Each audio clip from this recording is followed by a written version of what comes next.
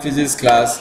So inshallah this morning as well, we continue from our last discussion, which is the topic we are discussing so far, which is a fluid at rest and in motion, as you can see on your screen. So in the previous video, we have discussed surface tension, application of surface tension, reduction of surface tension, angle of contact, then the remaining aspect is capillarity, and then the application of capillarity. Now, so in the previous video, I defined anything we refer to as fluid can be defined as any substances in which that they are more free to move, that is, the intermolecular force binding the molecules is not so strong as that of a solid. So that means that when we are referring to a fluid, we specifically referring to a liquid or a gaseous substances. Now, so and then likewise, I informed you that the study of flow of liquid and gas is called rheology. Now, so then also I divide surface tension as a phenomenon which makes the skin of a liquid to behave as an elastic skin. It makes the fluid, the surface of a liquid, to behave as an elastic skin. That is, so it can be also be given as force per unit length. So we define a surface tension as the force per unit length. So as you have the formula here now, so whenever we are asked to calculate surface tension, what we do is that we say that surface tension equals to the force you are given, then divided by the length. But mind you, the force has to be in Newton, while that of the length has to be in meter. So in cases whereby that the length is not given in meter, so it has to be converted to meter, because mind you, the SI unit of length is a meter. So that means that the unit of length you will be using when you are asked to calculate surface tension will be in meter. So if you are given in millimeter, centimeter, or decimeter, or hectometer as you have, so that value has to be converted to meter. So you can try as many exercises on that one. Now, so also we have discussed about effect of a surface tension.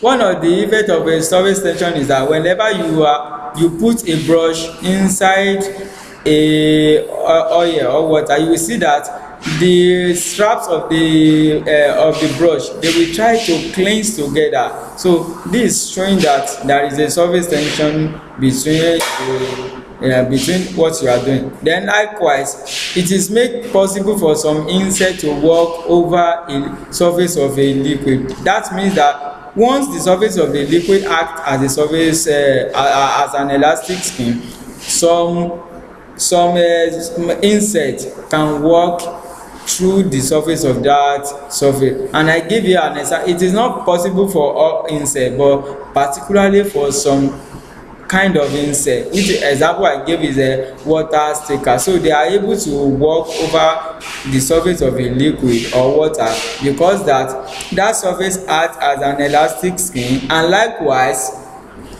their leg is hydrophobic, that is, it hates water. So this is what make it to make it for them to walk on the surface of water. And likewise, we discussed about reduction of surface tension. So how can you reduce a surface tension from a liquid substances? Now, number one thing is that by adding detergent. When you add detergent to that water, it reduces the surface tension of that water. Also, by addition of camphor, so by addition of oil, alcohol, kerosene, grease, so all this reduces the surface tension of a liquid. Then another one is that by boiling the liquid, so you can practice that before you boil the liquid, see how the water are being flown out, when particularly from a tap that is closely tight. So then once you have boiled the water, then try to verify how the water got out of that type of the tap as well. You will see that there have been some little differences between when it is between when it is what the water is not boiled and when it has been boiled. Okay, now then also we discuss about angle of contact. I told you that angle of contact is the angle formed between the meniscus and then the wall of the container or the wall of the tube. So we have some diagrams now to show that the angle of contact. Now you can see from the first diagram that we have water there now. So you can see that a shape that bend inward. So that is called a meniscus. So and this means that the meniscus of water is bent inward. So when we compare it to that of a mercury, the meniscus of a mercury curved outward. So now how do we now ascertain their angle of contact? Is that the angle formed between that meniscus and the perpendicular line, which is the wall of that container, is defined as the angle of that substances, and likewise that of the mercury. And I gave you some phenomena to illustrate the angle of contact. Now, so to the business of the day now, capillarity now. So capillarity can be defined as the tendency of a liquid to rise or fall in a narrow tube. How do a liquid rise or fall from the surfaces? Now, which means that the upward and the downward movement of a liquid in a narrow tube. So, for example, if you want to verify that, we can use three test tubes having different parameters. For example, if you have a test tube, three test tubes having different diameter, as you can see from that diagram, right? Now you can see that the narrowest one have the highest level of water rising, followed by the middle one, and then the one that has the highest diameter has the least water rising. Okay, now so and as I have earlier stated, that the curved line in between that diameter is called the meniscus. So you can see that meniscus is a concave meniscus. So now, so you will see that this tells us that whenever we have the narrowest diameter, then the water rising from that surface is going to be maximum. So when we have the largest diameter, we do have little water rising from that surface. So now these are some of the illustration telling us that can be used to explain surface tension. That is, it can also be that can use to explain capillarity. So it can also be called a capillary action, capillarity or a capillary action. Now, so but if we consider if it is a mercury, now as I have stated that mercury forms a convex meniscus. So whenever you can see from that diagram that wherever we have the narrowest diameter, the level of mercury rising from that surface is least as well, followed by the medium, and then followed by that of the largest diameter. So here is like the reverse case of that of the mercury. So that means that their level, the rising of mercury and water are inversely proportional. So you can see from here, from that of mercury, when we have the largest diameter, the level of mercury rising is also maximum there. Also, when we have when the diameter is narrower, that is the least diameter, we also have the least depression of mercury. So this is telling us how mercury and water rising from a tube. Okay, now so also now then let's us now discuss about a common example of capillarity action.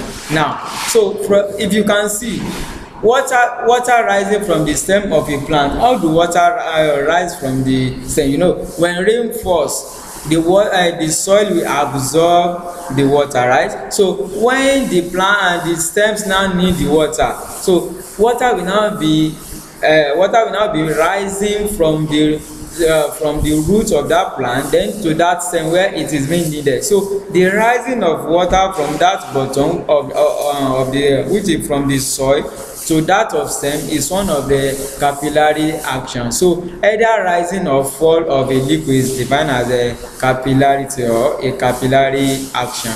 Also, ink end on a nib of a pen. You will see that when you buy a pen, gradually the nib will be vanishing or diminishing gradually until the whole thing vanishes. Now, so initially that the nib of that pen will be fully filled, right? Now that is why you do check properly if that pen is fully filled. So once you have ascertained that, what next is that what you notice next is that the nib will be diminishing. I think the level of that nib of that pen will be diminishing gradually until the whole ink in that pen vanishes. Okay, so this is one of the example or application of telling us or explaining a capillary action. Also, a blood spreading through the fine capillary channel in the body. You will see that blood has been moving from one part of the body to the other, especially from the vein, capillary, the veins, and the other essential organs in the body. Now, also, a liquid wax. When you light up a candle, you will see that gradually the candle wax will be diminishing until the whole thing vanishes before the fire quench, right? Now, so this is also one of the application or example of a capillary action. Then also you will see that whenever you just finish taking your bath, what you do is that you will try to mop your body with a towel, especially, right? Now, so mopping that your body with a towel is like you are trying to absorb water from your body. So that phenomenon or that action you are also doing is one of the ways of explaining a capillarity or a capillary action.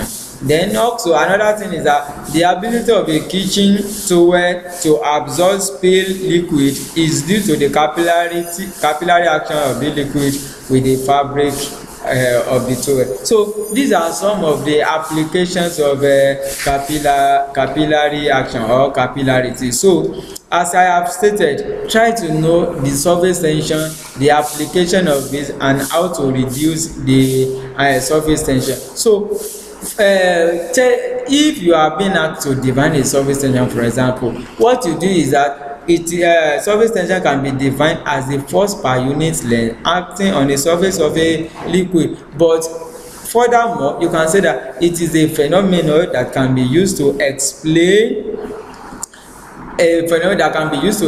how the behavior, the elastic behavior of a liquid, that is the reason why liquid behave as an elastic material. And likewise also in that one, you will see that whenever there is a rainfall, what you do is that you try to get an umbrella, right? What you are doing is that you want to prevent yourself from being drenched by the rain, abi. So that is why you put on the umbrella. So also what you in that one is that the material of that umbrella has been coated with a material as well that it will not enable water to penetrate through that umbrella. Okay, so that means that it has been designed that water will not enable to pass through the material of that umbrella. That is why it is not possible for having an umbrella and then being drenched by a rain. Okay, so these are some of the phenomena as a science student that you have to be putting in practice, and then knowing the consequences of phenomena that you can use to relate that term. So here now, so under this topic, fluid at rest and emotion, we have been explicitly defined what we mean by surface tension, application of surface tension, reduction of surface tension, angle of contact, capillarity, then application of capillarity. So practice some of the phenomena that is able to practice within your vicinity, and the rest you can also browse more to know more of what we have discussed under this topic. So particularly angle of contact as well, the phenomenon relay or the terms you can use to relate the angle of contact, how to form the concave meniscus, and then how to form a convex meniscus. And what type of substances form a concave meniscus, and then what type of substances form a convex meniscus. So now whenever I come your way again as well, so we will be starting with another topic as well. So irrespective of when you are resuming, so please try to start be reading your notes. It is very, very essential. From what we have been discussing online from day one, try to update yourself, and then likewise some of the assignment that has been given, try to give the solution to that assignment and send the assignment the solution online to me. So then and as well, so for example now, if you are having a different type of a test tube with different type of a diameter, so what we know is that once we are having different diameter and the substances is liquid, whenever you have, that means that the test tube that you have the least or the narrowest diameter will give a more level of water rising from that level. So and whereas we have the largest diameter in between, so that is where you will have the least water rising. But that is the unlike for mercury. Mercury is that wherever you have the least diameter, that is where you also have the least mercury rising. And then wherever you have the largest diameter, you also experience higher level of mercury rising from that surface. So and likewise the upward and the downward movement of a liquid is defined as a capillarity or a capillarity, that is the tendency of a liquid to rise or fall in a narrow tube. So before till we meet next time on the online as well, so I wish you stay staying at home. So I'm your Malam Abdul Wahid Komarudin. Assalamu alaikum wa rahmatullahi wa barakatuh.